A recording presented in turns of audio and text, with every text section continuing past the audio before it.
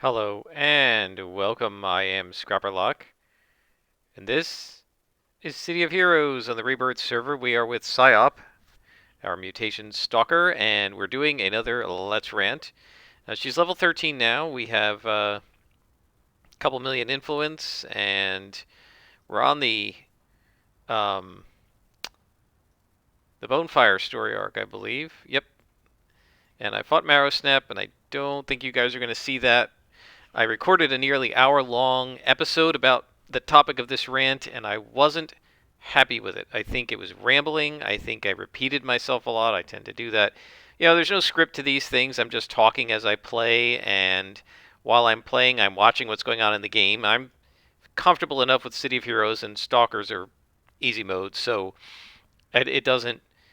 I chose a stalker to do the ranting on purpose. It doesn't take 100% or even 50% of my brain power to do it, but it takes enough of a fraction of my brain power to do this that I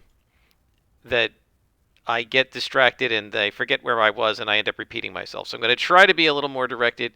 I've got a couple notes, so I might tab out of it. But the rant is about breaking the game. The game being the role-playing game that you're playing. By the way, you can break an MMO too, and we're going to talk about an example of that with City of Heroes. But I'm going to begin with a quote from Gary Gygax. He's been much maligned over the years for some of his attitudes, but he had a lot of experience running D&D games, and he had done it for many years before he wrote the preface to the Dungeon Master's Guide. And I think I read out a little bit of this in an earlier episode, but I'm going to read the entire section. This is the final paragraph on page 7 of the original Dungeon Master's Guide, where he says he's talking about systems that are highly malleable, probably the kind of thing like champions. And what he says is, and I quote, "The danger of a mutable system is that you or your players will go too far in some undesirable direction and end up with a short-lived campaign. Let me repeat, that doing this leads you to a short-lived campaign." He goes on to say participants, that is the players, will always be pushing for a game which allows them to become strong and powerful far too quickly. Each will attempt to take the game out of your hands and mold it to his or her own ends. To satisfy this natural desire is to issue a death warrant to the campaign. And so that's what we're going to talk about. What Gygax is saying here is if the players do something that is very damaging to the game, the campaign is going to end. It will be short-lived. And we know that campaigns, in general, to this day, are short-lived. Wizards of the Coast has data showing that the majority of campaigns end after six sessions and that players rarely get above 5th level. And my guess is they only get to 5th if they start at 3rd if they're only going for 6 sessions, right? If you start at 1st level, you're not going to be 5th level by the 6th session unless you level up every session, which is pretty rare. Some GMs do it, but not everybody, and it's certainly not the default. So it's very clear that players and GMs or GMs are doing things that are causing their games to die a very quick death. They're not running years-long campaigns. And we have to remember that Gygax ran for years.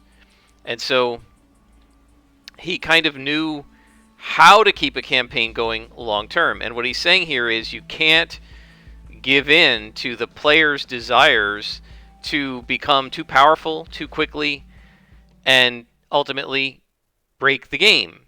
So what do I mean when I say breaking the game?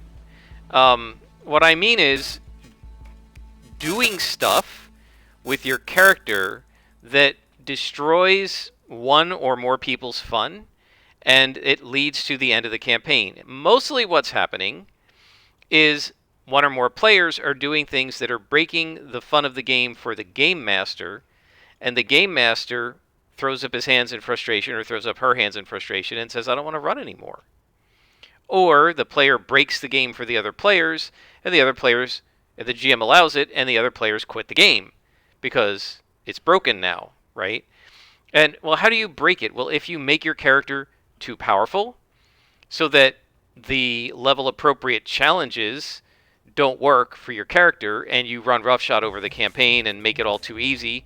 Well, anybody who's looking for a challenge is going to say that game is broken. Any GM who wants to run a game that's challenging is going to say it's broken, right? If you make up a character who can like use some sort of roll of the dice to solve complicated puzzles, let's say, well, the GM made the puzzle for you to solve. He may have expected you to spend a couple hours on it. This was going to be half the session, and you make a roll and it's over. That's breaking the game. And so that's what we mean by breaking the game. Doing something in the game that causes fun in the game to be impossible or to be decreased. And I was watching a stream where they were talking about this, and much as Gygax says that this is a natural desire, honestly, guys, I don't understand it because I've never tried to break games that I was in. This other GM who runs old school games said that players will often try, they always seem to be trying to do things that break the game. And he then said, but when they succeed, then they're usually sad, right? Like they're trying to get you to allow them to do all these things that they know you shouldn't allow. And if you allow it, then it ruins the game, and then the game isn't any fun.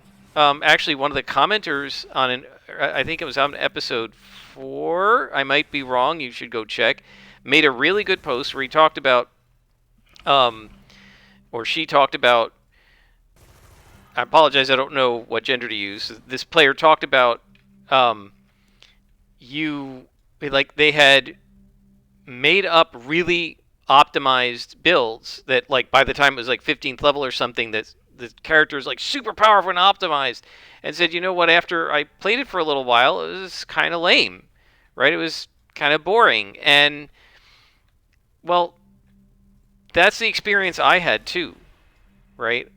Now, optimizing isn't necessarily breaking the game, but there is an extent to which optimizing to the extreme can cause the game to break. And it can cause the other players not to have fun, and it can even cause you not to have fun. And so, so I don't understand why people want to break games, but it's definitely a pattern that many players do. So let me glance at my notes here. So one of the things we've talked about in earlier episodes is that the ability to fail, which I defined as agency, right? Having the ability to fail, that things are not guaranteed, is the agency. Things can come out in multiple ways. That is what causes most people to have fun in role-playing games. Having that challenge is the fun. And if you build a character in such a way that you can't be challenged, or that the DM can't figure out how to challenge you, right, which is the most important thing. Like, it's not relevant whether there might possibly be a way to challenge you in the abstract if the GM knew how to do it. If your GM can't figure out how to challenge you, that's a problem, right? Because you won't be challenged. And because, it doesn't matter if some other GM might be able to challenge you. If your GM can't figure out how to do it, then you're not going to be challenged, and that breaks the game. Because the challenge is what makes it fun. So if you're making yourself not be challenged, you're basically making it so that the game isn't any fun, probably for other people and maybe for you. And that's what this other poster was saying, that after optimizing for a while and said, you know what, this isn't that great, right? It's kind of boring.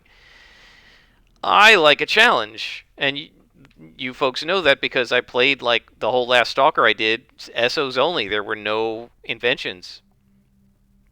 And so we're just going pure SOs. And I remember my guildmate saying, Scrapper likes to play this game on ultra hard mode. Yeah, because I want it to be a challenge. And so one of the things that can happen if you do things that make your character more powerful than that character is supposed to be is that you can ruin the game. You can ruin it for yourself, and you can ruin it for other people. So I want to give you an example from City of Heroes about somebody breaking the game. And not only did he break it for himself, he broke it for everybody. Everybody permanently broke the game for everybody. And he did it the first day it was released. And we're level 14, which means we get our next power. So how did somebody break City of Heroes the day it was released? I've told this story before, so you might have heard it. Or if you were in launch, you might have witnessed it. The way he broke the game before it was released, or at the day it was released, is he was a beta tester. City of Heroes was in closed beta from, I want to say, something like December or January of 2004 until, where's this glowy? Until something like February of 2004. And then it was in closed beta. It was in open beta till April 29th or 28th or something of 2004, at which point it was released. Now, I was in the closed beta. I got in, I think it was late February, early March. Maybe it was early March. I was in the closed beta for, about a month or so. And then they locked it. And I think you couldn't play it for a couple weeks while they were getting the servers ready. And then they opened it back up on April 29th. And so the guy who broke the game was somebody who had been in at least the open and probably the closed beta. I want to find this glowy. Where is it? Oh, it's upstairs. And so, how did he break the game? You probably know this story. You might know this story. Certainly, if you've listened to me all this time, you've heard this story. He got himself a burn tanker. And he figured out a way to exploit the AI in the hazard zones of City of Heroes to level up without risk. And so he had burn patch, and he had, I guess, probably perma haste, and he could hasten himself and constantly re-up haste and then re-up the burn patch repeatedly. So he had multiple burn patches around his character. And a burn patch is a burning point on the ground that does a damage over time attack to anybody who stands in it. And because he was a tanker, his character also had taunt and provoke, and enemies, when you damage them, including in burn when it originally came out, get mad at you and they attack you. So he was going to hazard zones starting with Boomtown. And let me see if I can find a dumpster here and I can show you what he was doing. Maybe, why don't we go to Boomtown and I'll show you what he was doing. He was going into Boomtown. Here we go. I don't know that he was using dumpsters per se. He might have been using these things. But we called it dumpster diving. He went into one of these things. It must have been a dumpster because these are too big. But he went into a dumpster that's smaller than this, but same basic idea. He's inside. And he taunts these guys, right? And in fact, what he did was he went and he flew around the whole hazard zone. Taunt, taunt, taunt, taunt, taunt, taunt, taunt, taunt, taunt, taunt, taunt, taunt, taunt. Getting these giant, massive hazard zone spawns to chase him into the area where there was an empty dumpster, and then he dropped. And then I guess he was able to somehow put burn patches all around the dumpster, right? And the enemies ran into the burn patches and kept trying to get to him, but couldn't, and they just burned themselves to death. And he never got attacked. And he just did it over and over and over and over again. And this guy hit the level cap, which was level 40 at the time. You couldn't go to level 50 yet. They put that in the first or second expansion, issue 2 or 1. But at the time, here's a dumpster. Now, he went into an open one, right? But it's about this size. So it's a perfect size to lay out his burn patches. And he leveled up to 20 or something in Boomtown, and then he went into Dark Astoria, and then he went and did it again, and he went into Craze Folly and did it again. He just went into all the hazard zones as he was leveling up. And he got his character to level 40 on the first day with a burn tank. And guys, this caused the developers to absolutely panic. City of Heroes was a subscription-based game. You bought the box for 50 or 60 bucks, and then you got a free month of play, but that wasn't enough. They needed you to subscribe for multiple months, and they thought they had the leveling curve figured out. So that it would take people weeks, months, maybe a year to get to 40th level. They didn't even have the level 50 content ready to go. Let's see. Here we go. We'll do that. And so um, so the developers panicked, and they put into place, in panic mode, a series of changes to the game that severely nerfed burn and tankers. And tankers kind of never recovered from it. They put in a limit to how many enemies you could taunt at the same time. They, what are we doing here? Contact this guy. They heavily nerfed burn. They nerfed burn in multiple ways. One way they nerfed it was that instead of it taunting enemies, this makes sense, it acted as a repulse. So it turned enemies away. And so when they ran into the burn patch, they got scared and ran out. I think it took them a little while to implement that. In the meantime, they nerfed the heck out of the burn recharge rate.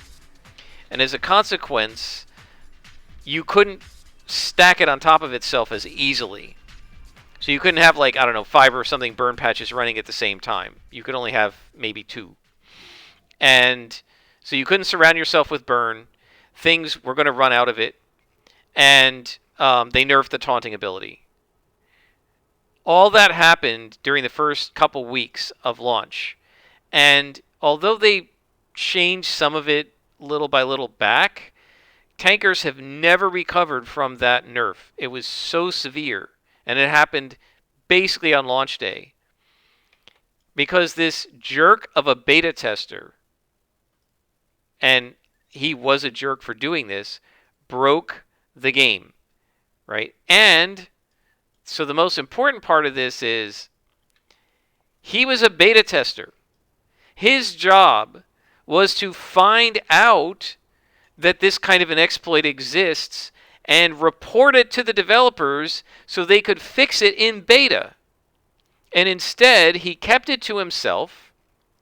He didn't tell anybody about it so that he could get into the game and become level 40 on day 1 and be the first person to level 40.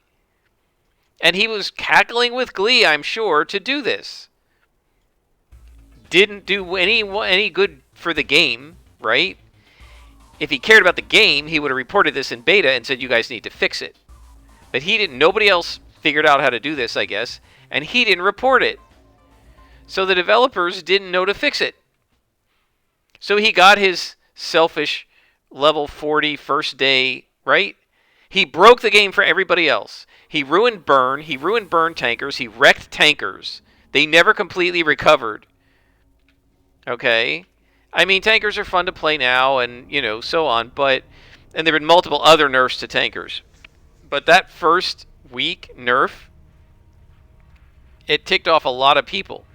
And here's the fun part. I don't quote me on this because I can't, check to be sure. But I was active on the forum in those days. And I believe, if I'm not mistaken, that this guy, that like in the weeks after this happened, a lot of players were mad at this guy, right? And that it was reported on the forum that he got this character to level 40. I think there was some other exploit he used to get another character to level 40, a scrapper or something. And after the free month was over, he canceled his account. Because what was the point? You couldn't go past level 40. There wasn't anything to do at level 40. I think they might have had Hamadan raids already, but even if they did, you needed other level 40 characters to play them with you, and since nobody else was doing the exploit at first, and as soon as it was detected, they nerfed it, he didn't have any level 40 characters to play with. Any other, the other players couldn't team up against Hamadan with him, so he literally had nothing to do. He was bored out of his mind, and he quit the game. So he wrecked it for everybody else, and he wrecked it for himself. That's breaking the game, right? Using an exploit, using something that you shouldn't use, being overpowered like that, ruining it for other people, forcing the game developers or the game master to come down like a ton of bricks on you because of what you're doing, which wrecks the game for everybody. Somebody in one of the other comments talked about how, I think it was Kiovar, talked about how in the old school days, a lot of it was adversarial, right? Player against GM. Well, what do you think this is? This is actual PvP, right? We talk about PvP, we mean character versus character most of the time. This was player versus player. This guy was wrecking the game for everybody else and didn't give a damn. And it was definitely adversarial, him against the developers. Because if he had been friendly to the developers and to the other players, he would have reported the exploit. But he didn't, because he just wanted to get to level 40 first, right?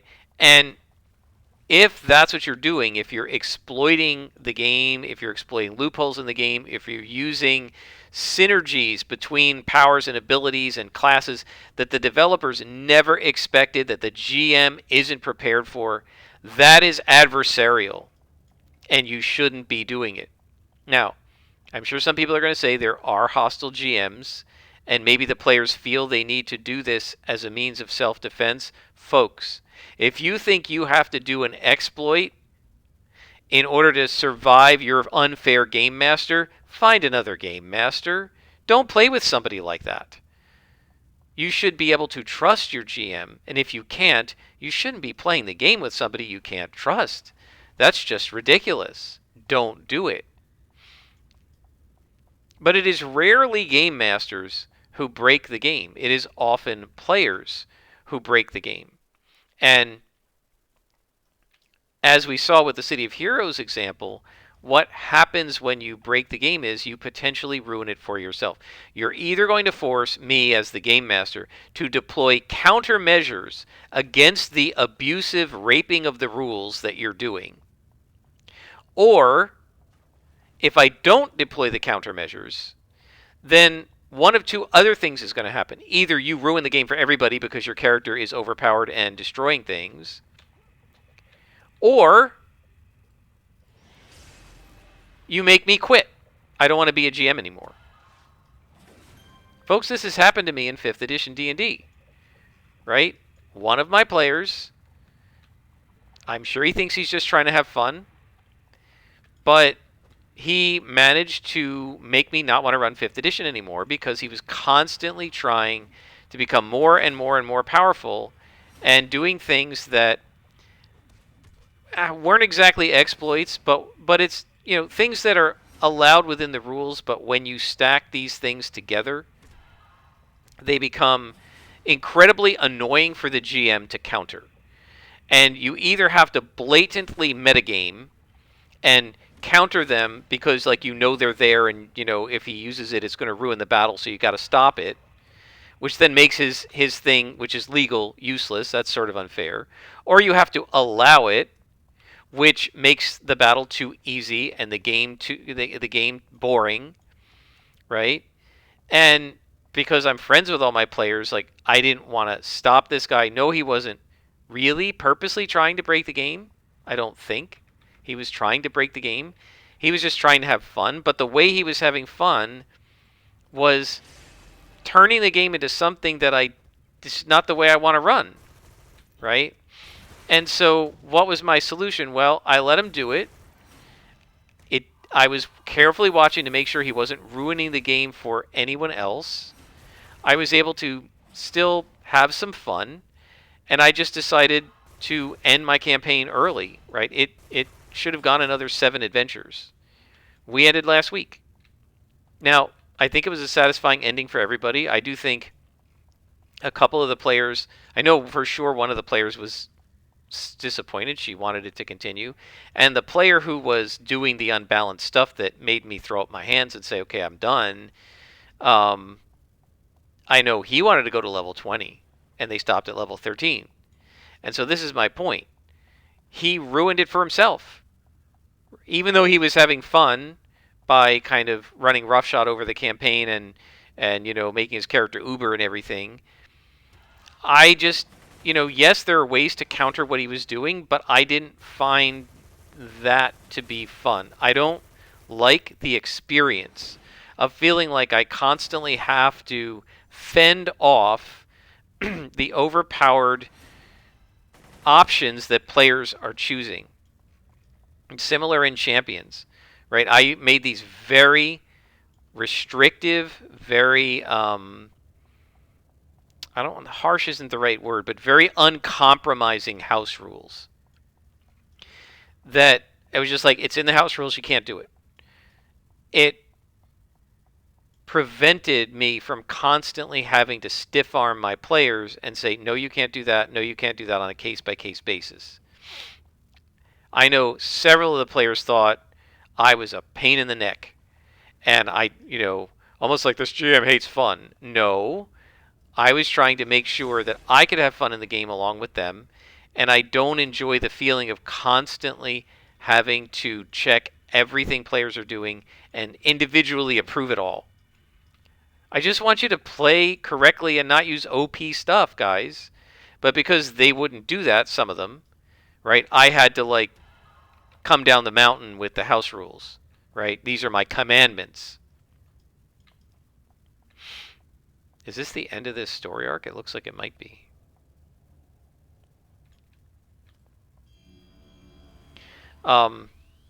So my advice to you is, don't do things that are going to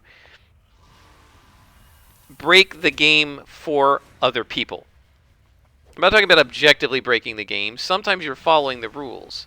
But if what you're doing is ruining it for GM, is ruining it for the other players, you're giving your campaign a short life. And that is what Gygax, in the beginning of this episode, was talking about.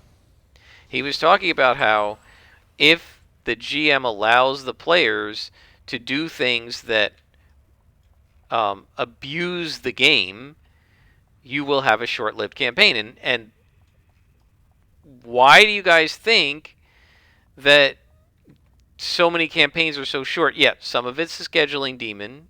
That's a CR30 monster that has full resistance to all damage types, is immune to all damage types, right? So some of it's the scheduling demon, and there's nothing we can do about that.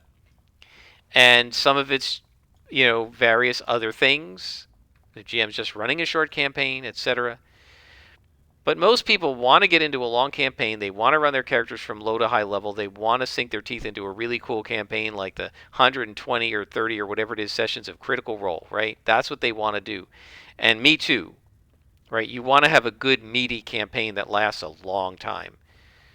That's my desire too.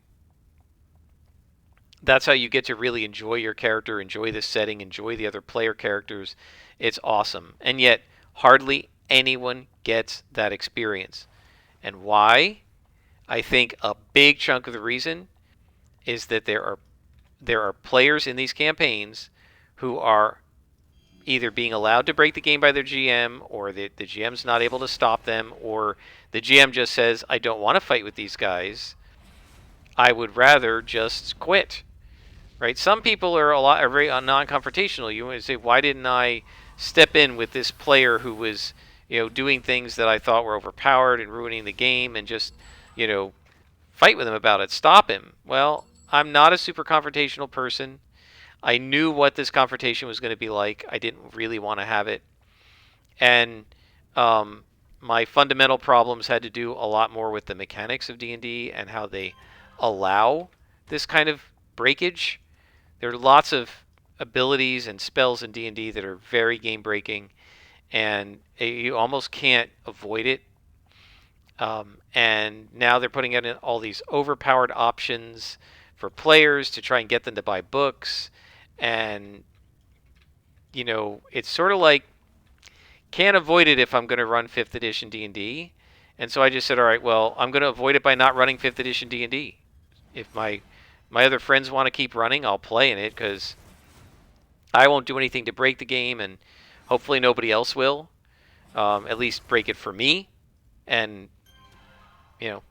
there's nothing I can do about whether they're breaking it for the GM, But yeah, if I run another game, it won't be Dungeons and Dragons. And so by doing broken stuff, by doing stuff that broke the game for me, right? This one player broke 5th edition for me and made it so that I'm not willing to run 5th edition anymore. Now, the problem with that for my group is I may be the only one who can reliably run every other week indefinitely. Two of the other players are parents and cannot. One's running a temporary game. The other one said that she only really likes to run in person and she wouldn't want to run on Zoom and virtual tabletops anyway, but she also is a little kid and can't. The new player is not at all ready or interested in running a game. And so that leaves the one other player, who happens to be my best friend, and he's planning to run, but he's also been super busy. He just told us again last week how busy he's been this year and how he hasn't been able to start anything at all. He's done nothing to set his campaign up that we're supposed to be starting in like 2 months. So one player's running a temporary game. This is one of the parents. Hopefully he'll be able to do it for the next like 4 sessions, which is 8 weeks, 2 months. And then sometime in January, February, my best friend's supposed to take over permanently. Now, I don't know how long-term permanent means, but my concern with that is he's very, very busy. And I suspect that he's going to, like, he's fully capable of running a game indefinitely as, in terms of the skill. Like, he has the skill to do it, but I'm concerned that he might not have the time to do it. And so, if he doesn't, there's nobody else to step in. They would probably need me to step in again. And this is a D&D group. I'm pretty sure none of them, except maybe one, want to play any other games. So if I say, well, I'll GM for you guys, but it's got to be Champions or Savage Worlds or something, I'm pretty sure that the rest of them are going to say no thanks. Well, then where's our GM coming from? There isn't going to be one. It's entirely possible that we could be in a situation in which I would be able to GM but not the game they want. None of them would be able to GM the game they want, and we might break up as a game group. That's what we mean by breaking the game. And why? Because somebody was doing abusive stuff that was frustrating me as a GM. I didn't want to constantly have to battle him over whether to allow stuff, right? I don't want to constantly have to do that. It isn't enjoyable to always have to argue with a player and try to argue them down from the power level they're trying to achieve. And then you come off as this Grinch who's stealing their Christmas toys, right? And I don't want to be the Grinch, but I don't want to run this way. So the only way to not feel like a Grinch is to not run it. And so then I don't run D&D. And yeah, now we don't have a game, possibly, right? Now, hopefully we will. Hopefully my friend will be able to run, and it's not a problem. But if he can't, that's what I mean by breaking the game. And speaking of Christmas toys, I just want to tell one story. I don't want this to be a really long episode, but I do want to tell this. When I was a kid, I loved my toys. I loved my toys. And I treated them like they were made out of gold. I didn't break my toys. I was very careful with my toys. And there were toys that lasted me 10 or 12 years. There was a rocking horse that I got as a baby when I was 10 months old for Christmas. And, let's see who we're going to go. Let's go to Wilson Zucco. And my sister and I used that rocking horse, I think, until I was like 12 years old. And the only thing that ever happened to it was we used it so much that eventually the springs wore out, and my dad had to get new springs and replace them. But I think the springs were like $1 each, and he would just have to replace like 2 of them at a time. So it wasn't that big of a deal. And so I had that thing for 12 years. I had my collection of Matchbox cars until I was like a postdoc. And the only reason I got rid of those was they were in a flood, and the cars weren't damaged, but there had been a bunch of mold in some of the other parts of the stuff that was where the flooding happened, and I was just afraid to give my nephews, especially one of them who has asthma, I was afraid to give them Matchbox cars that might have been around mold, so I threw them out. I didn't want to give them to any kid. I remember, I think this was in 2011. I wasn't a postdoc, I was a faculty member. I was like 40. And I was helping my mother move out of her house, and we had these Matchbox cars, and she said, well, should we give them away? And I said, but I don't want to give them to a kid, even if it's not my nephew. I don't want to give them to a child, and the kid like breathes in mold spores and then gets sick. Mold's very bad, and they didn't look bad. And I'm sure there probably was a way to sterilize them, but in the middle of moving, we didn't have time for that. So, yeah, we just threw them into the landfill. It broke my heart to do. But those cars, I believe it was 48 of the over 100 Matchbox cars. They were my 48 pride and joy ones. They were the ones that I kept, like, that I really was like collecting at that point. Because when I was a kid, I played with them when I was little. But after I hit like 9 or 10, I started collecting them. And all of the ones I got after that were all of them were fine, but they had some chipped paint and stuff. But these 48 were in like mint condition. We had Star Wars action figures.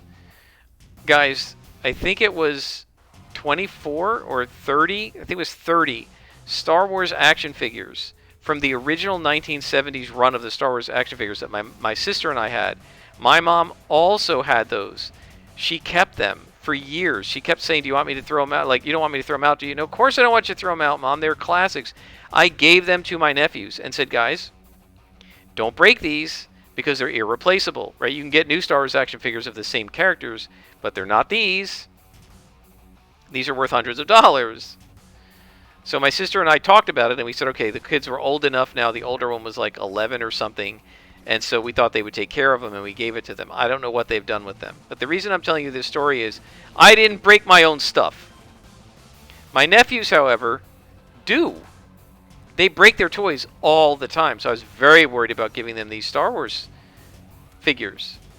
They wreck everything. Whenever they get toys like for Christmas, by the time I'm visiting them in the summer, 6 months later, almost all the toys they got for Christmas are broken. I don't know what they're doing to them. I bought them foam swords one time. I thought it'd be fun. I'd play with them. Two, because there's 2 kids, right? And I figured they could battle each other, or I could pick up a sword and they could, and we could like have duels, right? Lightsaber duels or whatever with these foam swords. I bought them. I handed them the day I arrived. The next day when I went to visit, one sword was broken into like 2 or 3 pieces, completely wrecked, and the other one had a bunch of chunks ripped out of it. They were unusable. So what happened? They had a puppy. I thought the puppy chewed him up. And the older kid was like, no, it was the younger one. He just ripped them to pieces. And I said to him, well, I hope you're happy. Now you don't have swords to play with. Right? And they do this all the time. The one kid got like a foam ball for Christmas from his teacher, and the other kid, the younger one, ripped it. Like tore a chunk out of it, so now you can't use it, like the second day they had it. And obviously the older kid was upset about it, the younger one got punished, but the punishment doesn't bring the ball back, right? And the younger one, when he was little, before the older one, when he was little, before the younger one was born, he had these wooden trains. I bought him like the Thomas the Trains. He'd be playing real nice with them on the tracks when he was like 3, 4 years old. And then he'd just pick up the train and throw it against the wall and smash it. Like, what am I buying these trains? I'm not going to buy him any more trains. He's just breaking them. Now, I don't understand why they did that. Because when I was a kid, like I said, I loved toys. And I loved my toys. And I knew my parents weren't going to buy me new ones if I deliberately broke my old ones. But it never occurred to me to break my old ones. We kept these things for years. We loved them. We loved our toys. My sister also. It wasn't just me. So here's my point. Don't break your own stuff. Because then you don't have it to play with. Right? If you break your GM's game, you're not going to have a game. And that's what this one guy in the commentary was talking about when he said, players will inevitably and almost consistently ask to do things or try to do things that break the game, and then they're disappointed, they're sad when it turns out to be broken. Think about the burn tanker guy. He completely destroyed the game for himself and everybody else who was a tanker. Is this guy going to sit in place? Come on, I want to assassinate you. Stand still. There we go. He wrecked the game for himself, this burn tanker player, so much that he stopped playing the game, and I don't know if he ever went back, like to get to 50th level, but he was certainly gone at when 40th level was the cap, right? And if you think about the one player in my D&D game who kept pushing and pushing and pushing at the boundaries and trying to get me to use homebrew and get me to use Unearthed Arcana and get me to use post Tosh's Cauldron of Everything, Uber stuff, and Strixhaven stuff. And when I said, no, we're not using that, it was like, you're not making the game fun for me. Right? So now he's putting me in a position of I can either run the game the way it's fun for me or the way it's fun for him. And as a GM, I want to run the game the way it's fun for him. So he's making me feel bad. I don't want to feel that way, but I also don't want to run the game in this way that I don't enjoy. And so I just said, after a little bit of this back and forth, it got worse as time went on.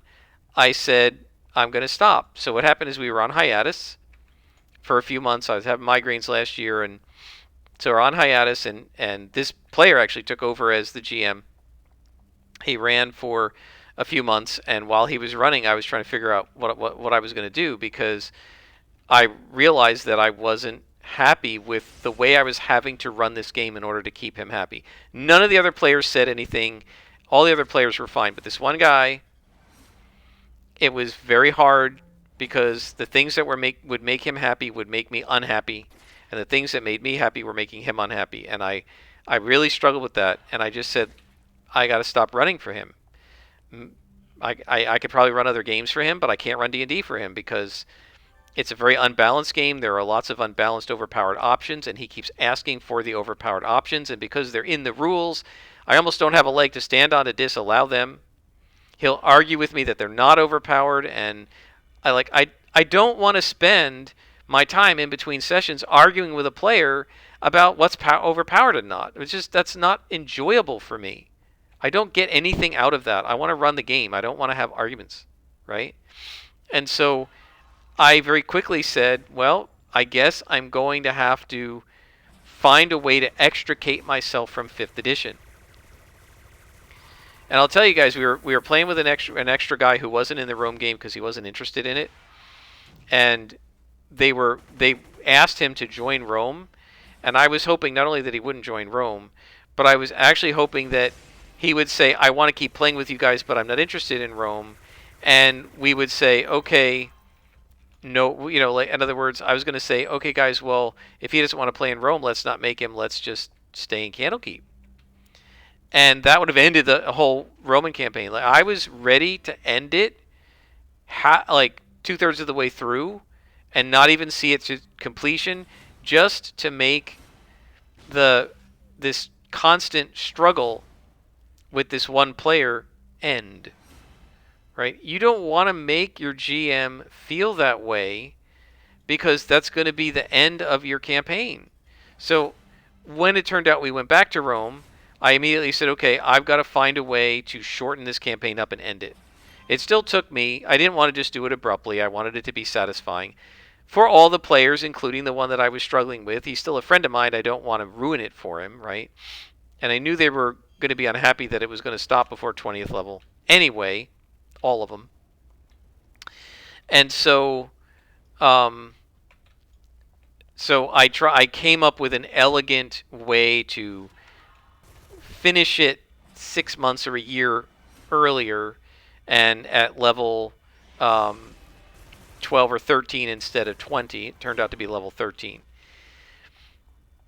But I ended it dramatically earlier because I didn't want to experience what I was experiencing with this constant battle, this constant sort of tug of war between me and particularly this one player who always wanted these, what I consider, broken options, right?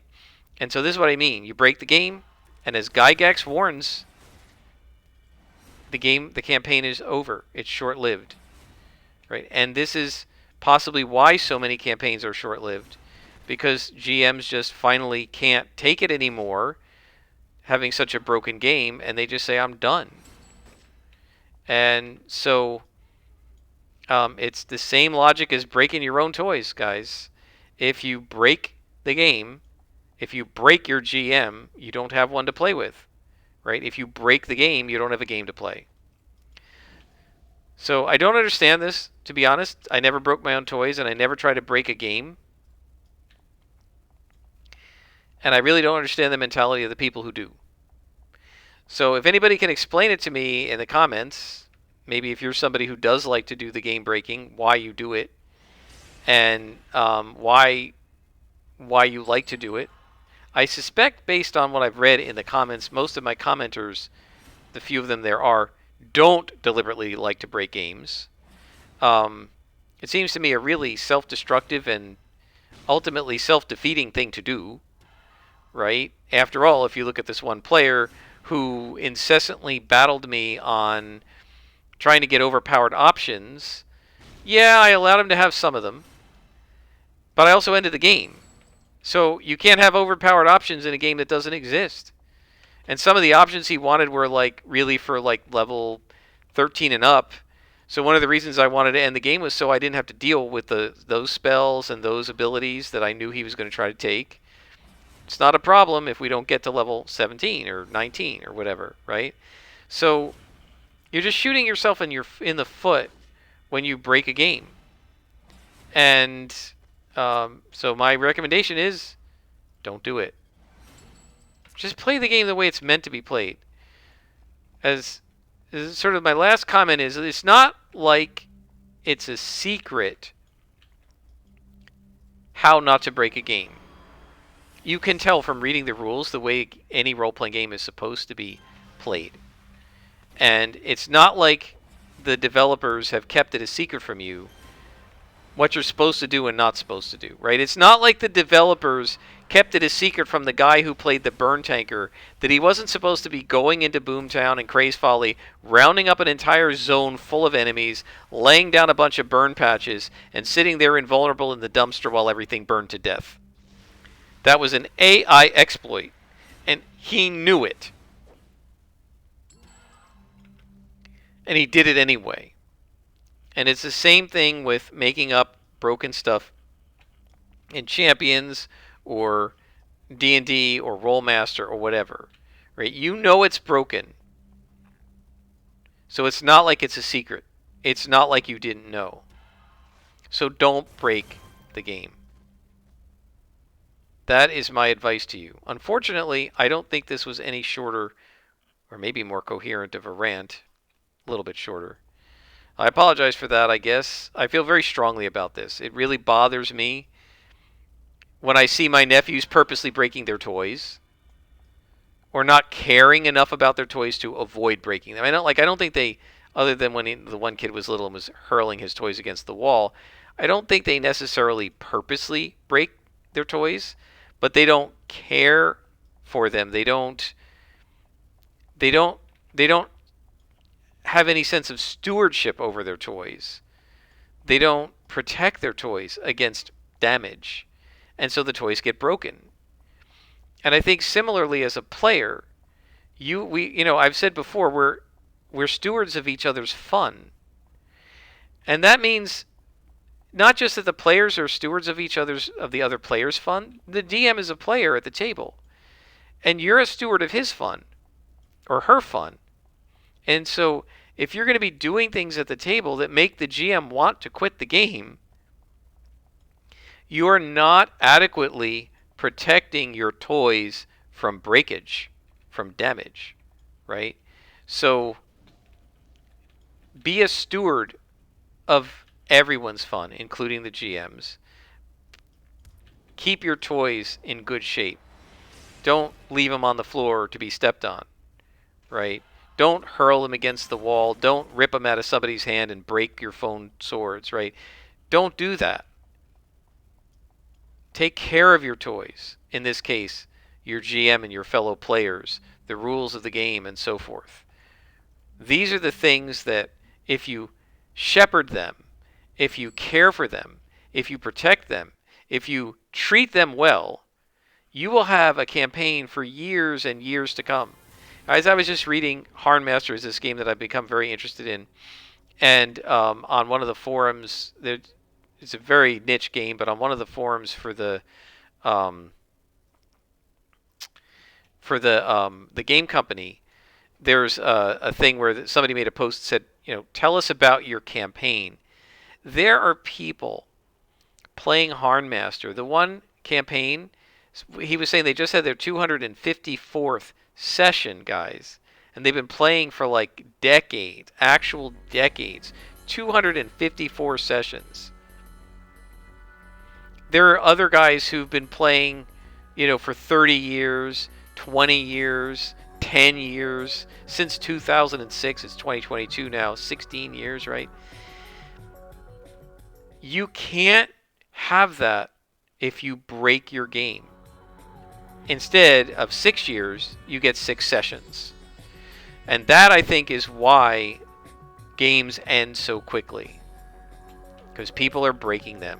And unfortunately, I think that the 5th edition D&D rules are such that if you're not, you have to be extra careful as a player not to break the game in 5th edition for other players and for the GM. And if you're not careful, where is Wilson Zucco? Steel. Okay. If you're not careful, you can easily break the game and totally disappoint the GM, right? Think about the GM who set up this really cool murder mystery and doesn't realize that the cleric can cast Speak with Dead. And it's this really cool murder mystery with all these clues and NPCs to talk to and police to talk to and all this stuff in Waterdeep or something, right? And first pop out of the gate, you find the corpse, and the cleric animates the corpse and says, "Who killed you?" Corpse that says, "Who killed you?" And the GM, not prepared for this at all, is able, says, John killed me, right? Well, now you find John, arrest him, accuse him of murder. He goes to jail. Mission over. Session done. 5 minutes. Is that what you want? It's not what I want. That's not how I want to play a game. And it's really easy as the player just not to cast Speak with Dead right there. Recognizing, being a steward of the DM's fun and your other players' fun at the table. Recognizing that they probably want to get clues and do deductive reasoning and be like Hercule Poirot or Sherlock Holmes and solve the mystery. And that the GM is all excited to present this mystery to you. Being a steward of the fun, protecting the fun, being a guardian of everybody else's fun is, don't cast that spell. If you know it's going to break the game, why are you doing it? Same thing with the burn tanker. There was a really easy way for him not to get burn nerfed. Don't do the dumpster diving. It's not hard. Like I said, these things aren't secrets. They're right out in the open for you. You can tell what your GM is trying to get you to do. Do it! Instead of trying to find a shortcut around it so that you don't actually play the game. Now, I'm not saying you can't try to find a shortcut around some monsters. That's solving a problem. But doing this thing where you're going to cast a spell and finish the game in an hour instead of multiple sessions, that's a problem, right? The last story I'll tell you is the Dungeon Dudes, I don't know, it was WebDM, told the story about a relatively new DM, hadn't played high level, 20th level party. His player said, we want to do 20th level, so he made this really cool dungeon, 4 or 5 levels deep. He figured it would take 5 or 6 sessions, figure a session per level, and it was going to wear them down to the end, and there was going to be this boss fight at the end, and they were going to get some object from the boss and bring it back to town. And these 20th level players started at the top of the dungeon. They didn't go inside. They cast scrying to see the boss. They teleported down to the boss, ignoring the entire dungeon, killed the boss, took the item, and teleported back to town. Done in an hour. Now, what was the point of that? Did you want to play your 20th level characters for 6 sessions or not? Because if you did, you just broke the game. And that DM just threw up his hands and said, I don't want to run anymore. Right? This is what happens at 20th level. Why would I want to run a game where they get to 20th level? So not only did they break the game, they broke the DM, right? This is why you have to be careful. Unfortunately, this isn't any less rambling of a chat than my previous one. I do apologize. Again, I feel very strongly about this, so it's very hard for me not to rant a lot. But this is a rant, so I'll put some chapter links in, hopefully, so that people can skip things that they don't find interesting. I hope you've all enjoyed. We're now almost 15th level. We'll get there in the next session, probably. Until next time, I am Scrapperlock, and this has been City of Heroes on the Rebirth server, Scrapperlock Rants. And boy, did I rant.